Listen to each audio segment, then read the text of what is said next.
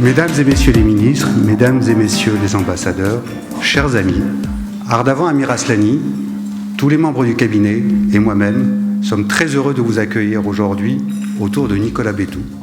En cette période de médiatisation absolue, pour ne pas dire folle, de bouleversement en tout genre de notre société, de fragmentation extrême de l'information, lancer et réussir à imposer un journal d'opinion, couvrant l'information, mais laissant la place à l'analyse, au débat, à la confrontation des idées, est un événement toujours très important pour nous tous.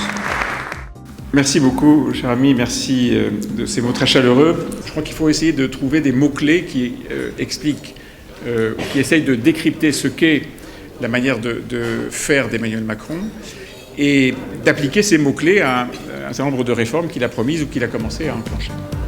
En ce qui concerne les petits déjeuners, c'est une initiative juste extraordinaire.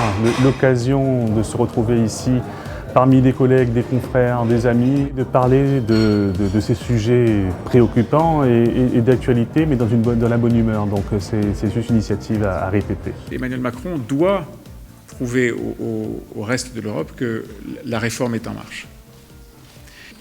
Jean-Claude Mailly vient me tape sur l'épaule, me dit « Alors, comment ça va ?» Je dis moi ça va bien, mais vous c'est spectaculaire, vous êtes in love. » Et il dit « Enfin, ce qui se passe est parfait, il nous écoute, je ne sais pas s'il nous entendra, mais enfin tout de même, cette procédure, c'est parfait. » Je dis « Mais donc, tout va bien, la barémisation des indemnités, la réforme de ceci, là. » Oui, oui, il faut bouger. Enfin, je me demandais qui était en face de moi et qui avait été à ce point-là pris dans ce momentum.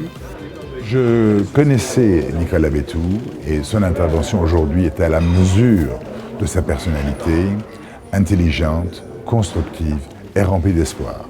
Je pense qu'il a brossé l'ensemble des idées qui planent aujourd'hui au niveau de la France, cette nouvelle France qui s'annonce, remplie d'espoir, et il a véhiculé un message de bonheur pour l'ensemble de l'assistance.